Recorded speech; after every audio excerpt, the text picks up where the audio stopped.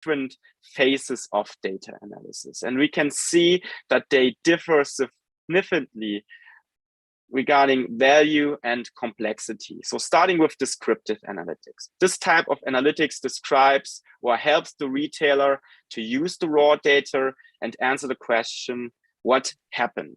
Yeah. The raw data is obtained from various source systems, for example, from a car system when you are talking about SAP software, or other POS terminals and warehouses. So basically, this data is mostly administered in Excel files today. So that's the reality. Then we have a more complex one, diagnostic analytics. Here it's about predicting demand based on weather and events. And then we have the third step, predictive analytics, which means you can, or the system can automatically detect clusters and outliers and using complex algorithm and statistical methods to predict future trends. And the most complex one is prescriptive analytics. Here, recommendations for actions are made on the basis of simulations. So, and now I would like to make it really from a technology perspective a little bit more, and I want to bring it a little bit more into the technology challenge aspect. I mean, due to the abundance of software providers, they are often, and that's reality, every customer, they are often heterogeneous landscapes within the company. And these, they are structured across different business areas using different solutions from different software providers, and they do not access, so no customer will access only one software provider alone. That would be, I think, from my perspective, that's not the reality.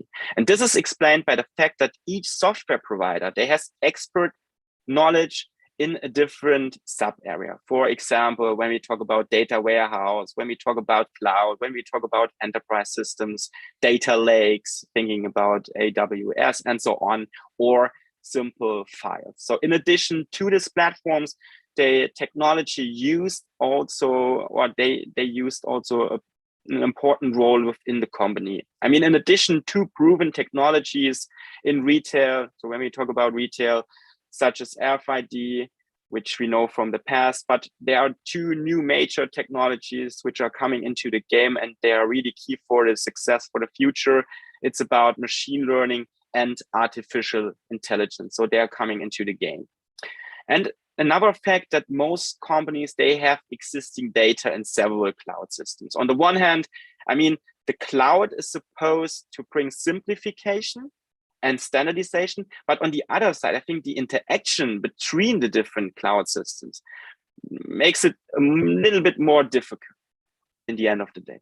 So furthermore, there are a number of cloud providers, or generally the number of cloud providers is increasing, thinking about the number of options you have, thinking about the number of, they're always getting faster, larger, cheaper.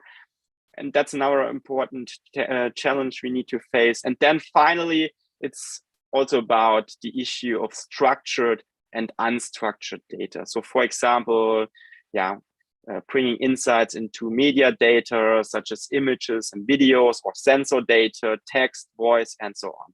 So the solution to these challenges addresses what equally creates the basis for enterprise analytics. And now I make it retail specific. And when we talk about retail, I want to give you a short glimpse on the organizational structure most of the retail companies have. So if we look at that, we see the following areas. We see marketing, we see merchandising, procurement, supply chain, and the store operations. So each of these organizational areas has different tasks. And I mean, data is accumulated in all areas. I mean, in addition, the data analysis serves to optimize the respective business area. So overall, therefore, the customer focus should be achieved across the entire value chain. So today, the different teams in the retail, teams as for example, marketing or merchandising, they need insights into a variety of data along the value chain. And additionally, access to the information should be fast. That's another fact. And these valuable customer behavior insights, can open up, in every business area can open up new opportunities to constantly engage with the customer across multiple sales channels. And now that we've talked about retail, I would like to combine enterprise analytics and retail together and showing you, or even giving you the answer. So how does a data-driven retail business define itself? I mean, a data-driven business uses insights from data analytics to support, and you have seen that, every single business decision in the respective business area, as well as the strategy. I mean, in retail in particular, businesses can use data to make more strategic decisions around customer interactions, product development, pricing, and more. And even the details like the product placement in a shop shelf can be influenced by data-driven insights. So for example, positive changes towards personalized, I mentioned it in the beginning, customer experience, personalized customer experience, and the prediction of customer behavior are becoming apparent. And an important quote in business is, you can't manage what you can't measure. And this really demonstrates the importance of capturing data and gaining insights into data. And companies should be ready to develop cutting-edge data and analytics strategy. That's really key. I mean, the year 2020 has accelerated the need for online retail, new shopping experiences, and a sustainable business. Thinking about sustainability, which is also key to succeed in the future. Everyone is talking about sustainability. So retail software solutions, they help to drive efficiencies and deliver relevant customer experiences anywhere and anytime. And to meet these challenges, the reference should be made to the following, in my opinion, the following 5 strategic priorities. And these are as follows. We have customer centricity, so putting the customer at the center of every decision. Then we have segment of one, so targeted personalization.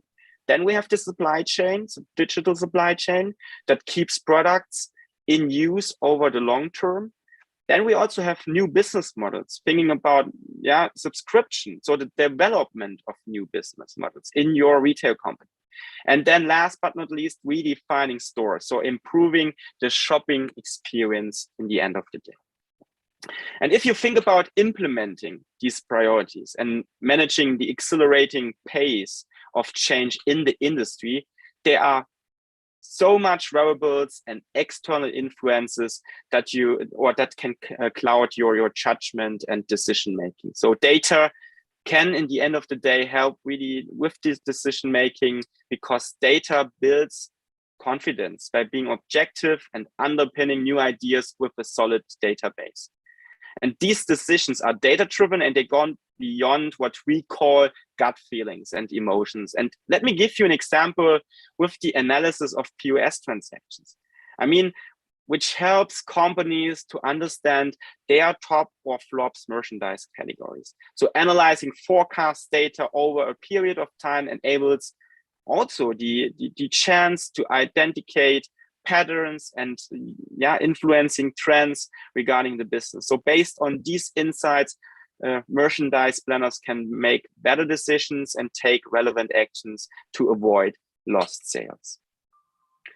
And the following slide you can see here is providing some of the examples of end-to-end analytics in retail. So from marketing to the store operations. And let me give you a concrete example of the use case when we talk about sales analysis by division or product, for example. And here, data from different channels such as POS systems and webshop data is analyzed via the regions, locations, and the article hierarchy in form of net sales amount, gross margin amount, and the percentage. So additionally, the net sales could be visualized on a geomap to support the analysis. But there are much more end-to-end scenarios. This is just a short glimpse on what is possible. Even if it's marketing, using some profile analysis, campaign analysis, or even it's supply chain, when we talk about order fulfillment or analyzing the freight order volume. Just to give you a few examples. And now let's turn to I would say, the most important one. So you've heard what are the challenges, that retail is really a specific industry, and also giving you some insights to bring the foundation layer for enterprise analytics, how it is defined, and so on. Now let's turn to the strategy, and let me show you how you can really become a data-driven retailer. And for that, I brought the following graphic. I mean, those three, in order to answer the question, what does it take for retailers to transform into a data-driven business? The answer is that enterprise analytics can basically be divided into three main components, which I will now briefly explain to you with data, and you can see it on the screen, with data at the heart of this. So let's start with technology. This is where retailers need technology partners, for example, like SAP, and solution providers to equip them with the platform and tools to help them to make sense of all their data. Among other things, I mean, thinking about the integration of various data sources in the company. Then second, it's about organization or people. Yeah, this dimension addresses the necessary change management in the company. I mean, on the one hand, this includes agile methods and tools, thinking about questions like which data is important and leads to the desired result, or which data is insufficient quality. All of this. And then last, processes. This area focuses on the automation of processes in combination with, for sure, human factor. This factor then requires the interpretation of data, for example, when it's about explaining maybe an out-of-stock situation was reached for a product and explaining why this happened. And just yesterday, I asked my LinkedIn community the following: what is your biggest data and analytics challenge? And you see it on the screen. It's not the same naming. I called the people part how to build a data culture. I called the technology part how to break down data silos, and the processes, I somehow asked them how to get results faster. And what you can see here, and let me share you the results, that it seems that breaking down data silos, so really the technical perspective, seems to be the most important one.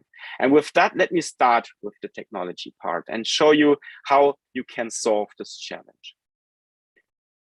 I mean, consequently, let's look at the SAP Intelligent Enterprise for retail businesses, which reflects the SAP strategic direction. You can see the different layers from business network over to business process intelligence. Then when it's about applications, about industry cloud, you may have heard about our industry cloud solutions and also the intelligence suite.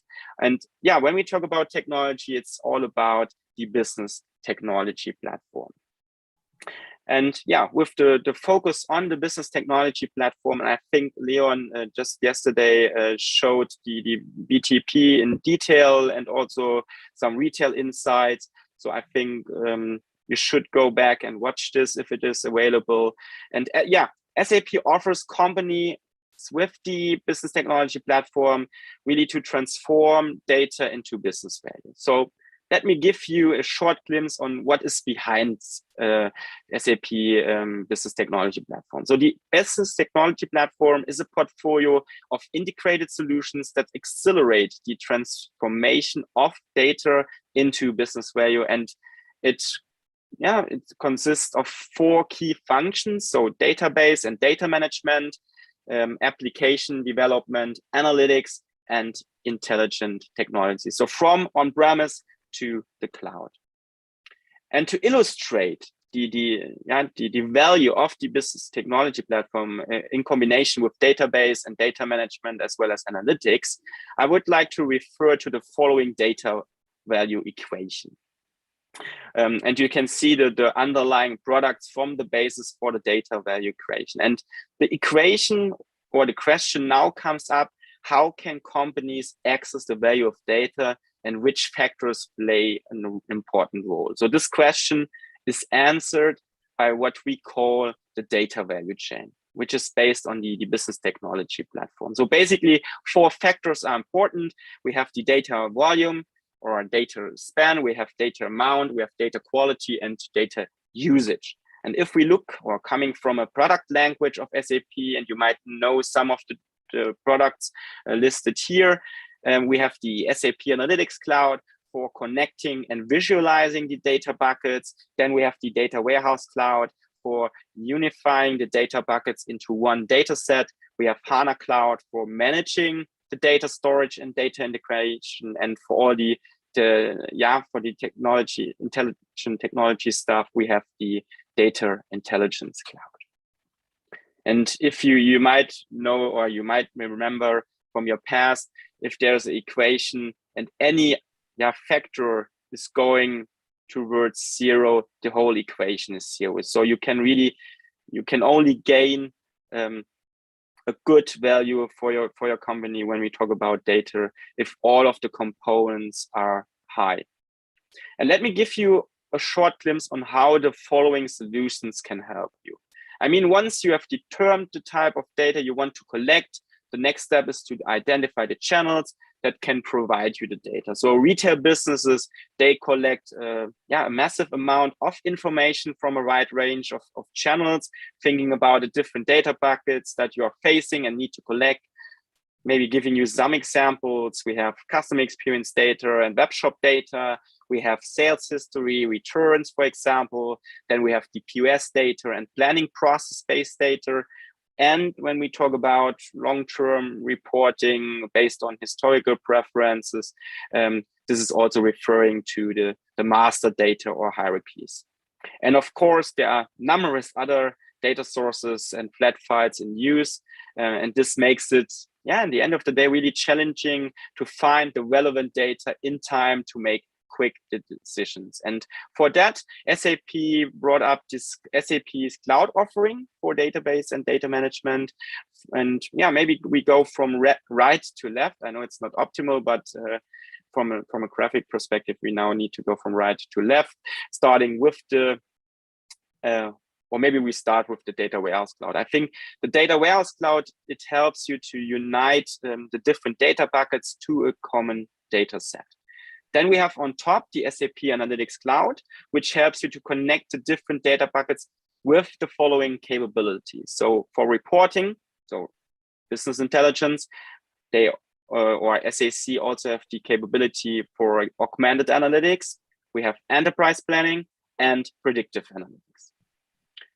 And then we also have the SAP HANA Cloud. And with the help of SAP HANA Cloud, we provide a possible way to extend your on-premise system with cloud-native scenarios. And last but not least, the SAP Data Intelligence Cloud, which is mainly for data science and governance. And this offers you, or Data Intelligence Cloud offers you the following capabilities. We have data orchestration, data pipelining, data catalog, data integration, and even a data science toolbox. And let's pause for a second and give you an example. Thinking about the need for agile analytics. You don't want to wait for 1 hour. You want real-time access to your data to understand your consumers' behavior and being able to constantly adapt forecasts. So your employees should be able to effectively run the store with real-time insights into all business areas and provide it through role-based dashboards. And with SAC, you're able to define role-based dashboards regarding the business area you are in. So with that, retailers can achieve greater efficiencies in merchandise, for example, or inventory management, as well as one-to-one customer engagement. And also retailers need to anticipate the demand and get the right products to the right stores at the right time. So they need to be able to fulfill demand from anywhere optimally. So with the data centralized in this in the BTP, you are able to leverage advanced business intelligence capabilities, planning, forecasting, and so on to optimize or even to monitor your business critical data. So analytical overviews can provide you, for example, actual sales, system forecast, along with the out of stock rate, and for product locations and analyze the reason, which is also interesting for customer returns, for example, or rejections. So with the portfolio strategy of BTP and the cloud offering you see here, we unite the complex data landscape, and retail solutions from SAP really help you to drive efficiency and deliver relevant, personalized customer experiences anywhere, at any time. That was the technology part. And when we now turn into the organizational or people part, I mean, when you create or even drive a new strategy, analytics strategy, it's not all about technology. It's important, but further, it's about people. And in addition to technology and architecture, the human factor plays an essential role in the development of an enterprise analytics strategy. And I think the following three, and this is my point of view, following three areas were identified. So we have data culture. I mean, a key aspect is people, or seeing people as a success factor. But how do retailers create effective access to data and information for employees, for example? I mean, according to, and I brought up the statistics from Capgemini Research Institute, that only 43% of retailers surveyed use data to make decisions in their organization. I mean, the answer to optimize this is self-service, because it's important to address self-service in the company in order to become data-driven and make data accessible to every employee in the company. And I think overall self-service leads to more agility for the business user. And with SAP Analytics Cloud, you can easily start your first self-service experience. We have business content packages you can import into your SAC account and then play around with the data, maybe optimize it, and so on. So that's about data culture and respective self-service. Then we have the data catalog. What do I mean by that? I mean, the data catalog provides a central view of the metadata. I mean, this allows to identify the origin of the data. This is clarified and also can be traced back within the organization. And then last but not least, data literacy.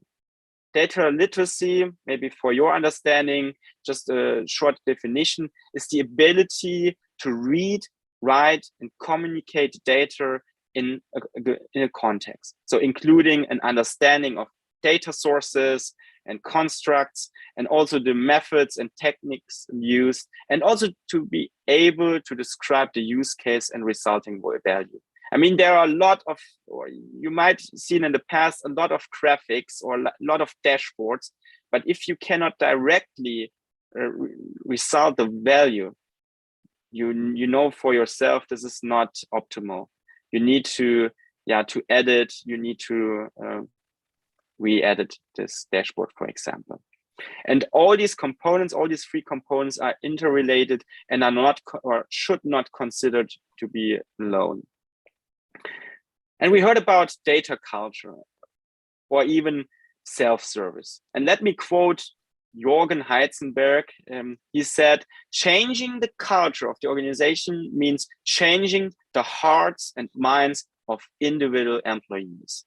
And I think this hits the nail, because self-service is an important aspect when it comes to building a data culture. So for example, SAC offers their users the chance to visualize data for the relevant business area and to successfully guide employees to this process. The following graphic helps you or give you a bit better understanding how the different processes within self-service looks like. It begins with the train the employees, or with a blended approach. Then you should further go into prototyping. You should define standards and rules. Then bringing IT. I know this is really challenging, but bringing IT and business together as one team and getting a common understanding what you want to do. From my perspective, or from my experience in the past, it's complicated, but it should be considered as a next step. Then using modern tools, for example, SAP Analytics Cloud. Then it's about internal marketing. What does that mean? It means a leader itself, maybe using the team meeting to work with the data in the beginning. So really being an influencer and being an example to maybe to motivate others. Then it's about continuous improvement of the data quality, building communities as a next steps. And there are, for SAP Analytics Cloud and Data Warehouse Cloud, there is a huge community. There are so many trainings, enablements. So this is really key to success. And then inspire stakeholders as well. And then it starts again with training employees. So that's about self-service. Then we talk about data literacy. So building up a competence model. So Gartner, for example, they define data literacy as the ability to read. I mean, you've heard before, you might remember the explanation. What does that mean? It starts with leadership. They should define a vision, define a strategy plan, engage stakeholders, and also implementing a strategy. Next is the administration of data and analytics functions, meaning collecting data, create metadata and use it, then data manipulation, as well as data management and architecture. Next is organization, building a data culture, I mentioned before, data ethics, creating an enterprise KPI framework to speak a common language within the company, hire talents, very important. Then we have governance, establishing and also communicating the governance guidelines. So making data accessible to the people for their respective business area. We have the role definition of the end users, and also an important topic, security and reusability of the data. And last but not least, it's about creation and visualization of the analytics content. So interpreting data, visualizing data, and with that, making data-driven decisions. And last but not least, let's talk about the data catalog, which is one example which provides you a central view on the metadata and give you a common understanding for all employees how, for example, a KPI is defined. And I created this kind of canvas and transferred it into an example. In this case, it's about gross profit margin. And what I see, I mean, let's have a short look on the example. The data catalog, therefore, seems to be a tool for companies to work effectively and also linking it to the self-service tools. For example, the SAP Analytics Cloud I presented earlier. So overall, the data catalog seems to provide a company-wide framework for KPIs and metrics. And for the example given here, we have gross profit margin is the KPI, the name of the KPI, the business area in this example is finance. We have the dimension, some definition of the KPI, maybe some old file path to maybe go back and maybe getting some information about the history. Then the preferred part of visualization, in this case bar chart, the data source and how it is calculated. And you should really bring this into the company to speak a common language, so that's clear when we talk maybe about store. Is it site? Is it there are sometimes a lot of terms for the same understanding. That's what I want to tell you. And last but not least, it's about process as a third part or third component. And this includes automation and data governance. And if we look at the automation of business processes, there's always a topic or term which is called robotic process automation, so short RPA. And in the supply chain, RPA is able to analyze data patterns and take appropriate action, such as triggering alerts or processes. For example, when we talk about processing invoices, this is for retailer particular useful, working with short delivery times. And as a foundation, data governance. So this data governance plays an important role in the automation of processes, because data governance, it describes a discipline that includes people, processes, policies, and metrics for monitoring the corporate information to improve the business value. And for data governance, there are key components, for example, the optimization of business processes, the intelligent business analytics, and compliance with laws and regulations. So for example, by defining the role of the employee, we call this in data warehouse cloud spaces. So they are created to limit the access rights of data to different user groups. And within SAP Data Warehouse Cloud, you can create an environment that meets your particular requirements. You can assign users and connections to a specific space, and for that, also adjust the storage capacity. So what does the roadmap, or how does the roadmap to become a data-driven retailer looks like? And for this, I would say you need to consider 6 steps, which you see here on the screen. It starts with the vision. Remember data literacy as a part where I said leadership needs to define a vision. I want you to remember that. Next is that after that, retailers collect a lot of data and also need to collect the right data of the right kind on the road to become a data-driven business, because data helps them to improve the customer experience and maximize the profit and from or for their online and offline channels. And also the business faces the challenge of integrating their data from various source systems onto one analytics platform. So the company that opt for an integrated data and analytics solution do not have to perform manually integrations, and for that gain a competitive advantage, I would say. And next, involving employees in the business. As a very department in a retailer contributes to the data value chain, employees should have access to the tools at all levels of the organization. So rather than relying on workarounds, business users need specific mechanisms with approved platforms to collaborate, share insights, and work towards common goals. And another essential step in implementing a strategy, an enterprise analytics strategy, is software selection. Let's consider SAP as a software provider. This is, only one of many providers. The selection plays an important role because the selection of the right software is often made by consulting firms, and the cost factor plays an insignificant role. However, the IT expertise of the company, own employees for the various solutions should definitely be a factor in the decision for the right software. And after those 4 steps in the middle, the last one is launching the data and analytics strategy. And finally, the execution throughout the company with the involvement of every employee is very key to success, is necessary. And this should be carried out internally from the board level to the different teams. And having said that, in summary, I think in today's competitive retail environment, the key to success is the rapid translation of insights gained through data into business critical actions. To this end, the following key aspects should be considered in summary.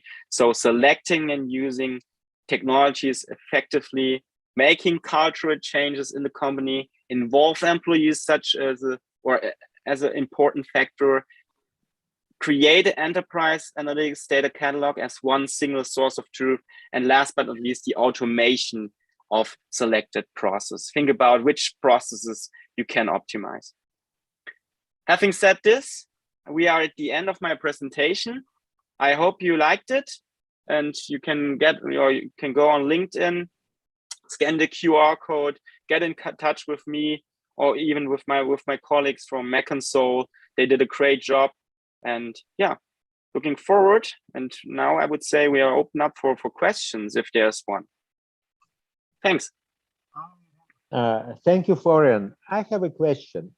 Assume a customer is a SAP customer, but has traditional data warehouse solution with traditional reporting solution with business objects, etc. So how to convert this kind of retail customer to a new, how to put this customer on a new roadmap to use latest technologies that provided by SAP? I think that's a good question. I would say, from my perspective, I mean, business objects. If you're referring to, for example, on-prem retail customers, I think the key or even the strategic direction of SAP is going into the cloud. There are so much effort, or even so much possible aspects they go with. Yeah.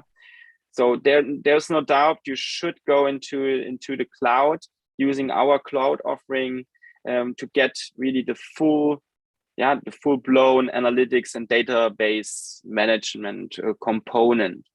I mean, thinking about there's so much development effort going into these solutions so we are consciously want to improve ourselves with new features, with new functionalities, and optimizing also the data connectivity.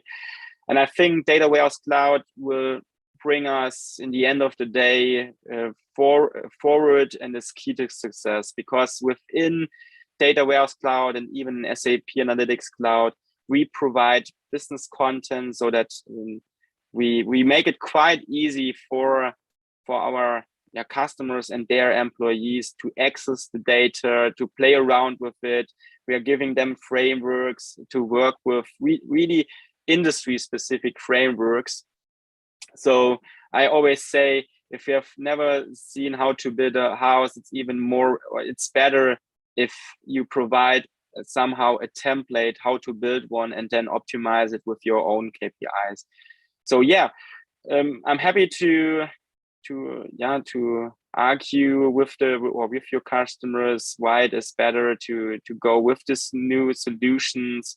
There are lots of other investments. You might have heard about the BW bridge, which is one announcement from the last TechEd. This is also for our existing BW customers, which are a lot. So to bringing them with an somehow easy way into the cloud, because I know that many customers, especially retail customers, they took a lot of effort, a lot of investment in the past into BW. So this is really the transition from BW with the BW bridge into our cloud solutions, Data Warehouse Cloud. And there's a lot more. I mean, Data Warehouse Cloud, we have a dedicated, this was also recently launched, the marketplace. So you can bring your data there, register for a tenant, and then making, with the data you provide others, making money. And there's no better option. I mean, you provide data and make money with it. The other question is if you want to provide it, but yeah, I mean, there might be, and I think we should more think in communities. It's not fighting against each other. We should think in communities, working together to build up a better world. That's I know it sounds like a bit marketing term, but that's really my target and to bring SAP and also our customers forward in the future. Hopefully this answers your question. Yeah, thank you Florian very much.